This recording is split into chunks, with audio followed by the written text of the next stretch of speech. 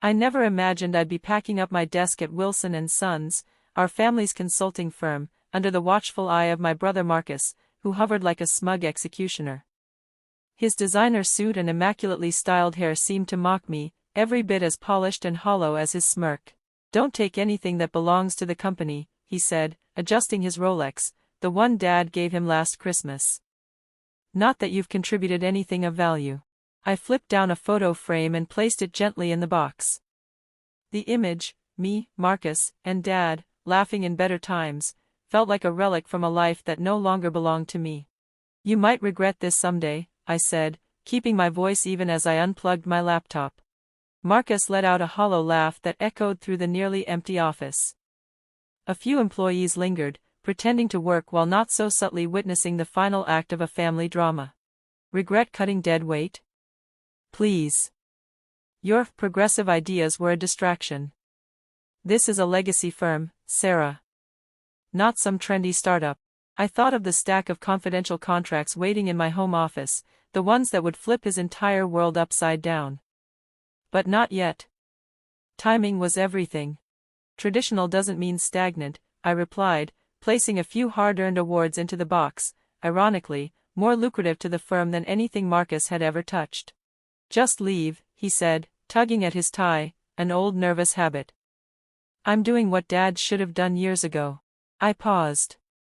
"What does that mean?" "Oh, come on," he sneered. "You think he kept you around because you mattered? You were the charity case. The one he felt guilty about. But I'm in charge now. And I don't carry dead weight." I rose slowly, meeting his eyes. Marcus was only 2 years older, but he wore entitlement like a crown, convinced his birthright was leadership. "You really believe that?" I said. "That Dad chose you because you were better." "He chose me because I understand business," Marcus said. "You're chasing fairy tales, sustainability, corporate ethics, nonsense that doesn't pay the bills." He gestured at my plain suit and modest car keys. "Look at you. When was the last time you brought in a major client?" If he only knew. I picked up my box and walked toward the door. "Good question," I said. "I guess we'll find out soon." His expression shifted, the first hint of doubt creeping in. "What's that supposed to mean?" Before I could answer, heels clicked against the marble floor. Angela Chen, CFO of Global Dynamic Solutions, appeared in the doorway. Her tailored suit and commanding stride stole the air from the room. "There's my favorite CEO," she said warmly, then stopped short, her eyes darting between Marcus and me, between smug disbelief and resignation. Marcus's face crumpled. "CEO?" he echoed. "She's just a consultant." Angela arched a brow. "Not according to my records. The owner of Phoenix Industries isn't just a consultant." She turned to me, smiling just enough to twist the knife. "Weren't we meeting tomorrow about the acquisition?" Marcus clutched the edge of my desk for balance. Phoenix Industries. The enigmatic parent company of Global Dynamic, Spectrum Industries, and half a dozen other giants. Its CEO was a mystery, until now. "That's right," I said, calm and clear. "But since I no longer work here, perhaps we should move the meeting up. No sense wasting time with fairy tales." Marcus's mouth opened, then closed. His Rolex suddenly looked cheap. His confidence, paper-thin. You're Phoenix," he whispered. "But they're worth billions." "Exactly," I said. "Turns out innovation and modern approaches aren't so useless after all." I turned to Angela. "Shall we discuss the terms of acquiring Wilson & Sons over coffee? I know a great place down the street." As we walked out, leaving Marcus rooted to the spot, I allowed myself a moment of quiet satisfaction. 10 years of building my empire in the shadows, watching him squander our father's legacy with his ego and outdated playbook, had led to this. Tomorrow, everything would change. But today, I savored the look on my brother's face as he realized the sister he fired wasn't just another employee. I was about to become his boss. The next morning, I sat in my true office, the penthouse suite of Phoenix Industries. Floor-to-ceiling windows overlooked the city skyline, 8 blocks away. The Wilson & Sons building looked quaint, almost small. Just like Marcus's ambitions. A soft knock interrupted my thoughts. Michael, my assistant, stepped in.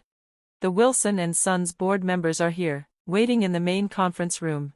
He smiled, just slightly. Your brother arrived 20 minutes early. He's been pacing the hallway since.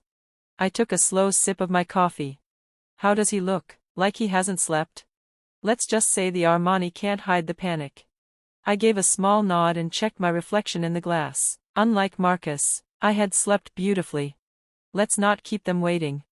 The conference room went still as I entered. 8 board members sat around a polished oak table. Their expressions varied: shock, confusion, guarded curiosity. Marcus sat at the far end. He looked diminished, his tie askew, his hair hastily combed, his confidence unraveling. Good morning, I said, taking my seat at the head of the table. I trust you all received the acquisition proposal last night. Marcus cleared his throat. Sarah, we should talk privately, family to family. I raised an eyebrow. Family? Yesterday, you couldn't wait to exile me from it. I turned to the board. Let me be direct. Wilson and Sons is at a crossroads. Your market share has dropped 15% in 2 years. Your client base is eroding. Your infrastructure is outdated. You're sinking. Mr. Peterson, one of the senior board members, leaned forward. With respect, Ms. Wilson, how do you know so much about our internal state? I slid a folder across the table. Because I've been watching. Every client you lost in the past year signed with one of my companies. Every deal Marcus failed to close, landed on my desk. Marcus's face flushed crimson. You've been sabotaging us. No, I said coolly, I've been outperforming you. There's a difference. I opened my laptop, projecting 2 graphs onto the screen behind me. This is Wilson and Sons' revenue trajectory over the last 5 years. I clicked to the next slide. And this is Phoenix Industries' growth over the same period. The contrast was damning, a steady decline versus a meteoric rise. I'm offering $50 million to acquire Wilson and Sons, I continued. That's generous, considering your current valuation. The alternative? Watch the decline continue until there's nothing left to save. Marcus shot to his feet, his chair screeching across the floor. This is absurd. You can't just walk in here and sit down, Marcus. Mr. Peterson snapped. Your sister is making a legitimate business offer. And just like that, the room shifted. The power Marcus once wielded evaporated. The board's eyes were on me now. I continued, voice steady. Phoenix Industries will absorb Wilson and Sons, modernize operations, and retain all current employees. They'll have real opportunities for growth within a thriving organization. I paused. All current employees, except senior management. Marcus's voice cracked. You can't fire me. This is my company. Dad left it to me. I met his gaze. He left it to both of us, but you shoved me out. You thought power was about appearances, tailored suits, luxury watches, bravado, but while you were playing CEO. I leaned back in my chair, calm and deliberate. I was becoming one. The board members exchanged glances. They knew I was right. They'd watched Marcus prioritize image over substance for years, watched the company stagnate while he perfected his tie. How did you do it? Marcus asked, his voice hollow. How did you build all this without anyone knowing? I thought back to the day Dad died, the way Marcus had stepped into the corner office without hesitation, treating me like I was just part of the furniture. When you took over Wilson and Sons, I realized I'd never have a real voice there, so I started small, consulting for struggling tech startups. I didn't take paychecks, I took equity. While you clung to Dad's playbook, I rewrote mine. I clicked to the next slide on the screen, Phoenix Industries portfolio. Every company on this list began as someone else's overlooked opportunity. Just like I was yours. Mr. Peterson cleared his throat. I moved to vote on the acquisition offer. Seconded, another voice echoed. The board raised their hands, unanimous. Wilson and Sons would become part of Phoenix Industries. As the board members filed out, Marcus remained seated, staring down at his folded hands. The silence around him wasn't authority anymore, it was aftermath. For the first time, I saw him not as the heir to our father's legacy, but as a man who had mistaken inheritance for ability. What happens to me now? He asked quietly. I sat beside him. That depends. Are you ready to learn? He looked up, surprised. You mean, really learn? Not just act like I know everything. I nodded. You'd still give me a chance, after everything? Your family, Marcus, the real kind, not the kind that turns its back when someone doesn't fit the mold. I pulled a contract from my briefcase and slid it across the table.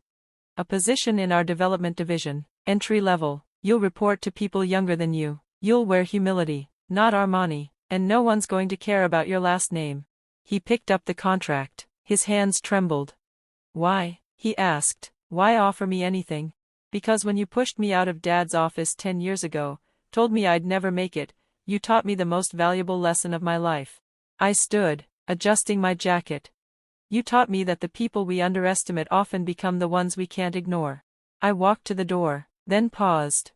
The offer stands, but if you take it, know this, no shortcuts, no special treatment. You earn every step from here. Think you can handle that?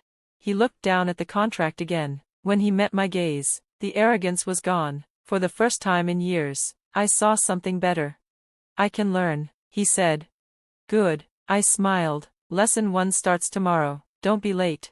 Back in my office, I sank into my chair. The city stretched out beneath me, a view earned one quiet step at a time. Yesterday, Marcus had ordered me to pack my things. He thought he was cutting dead weight. Instead, he finally learned the weight of his own mistakes. My phone buzzed, another acquisition inquiry.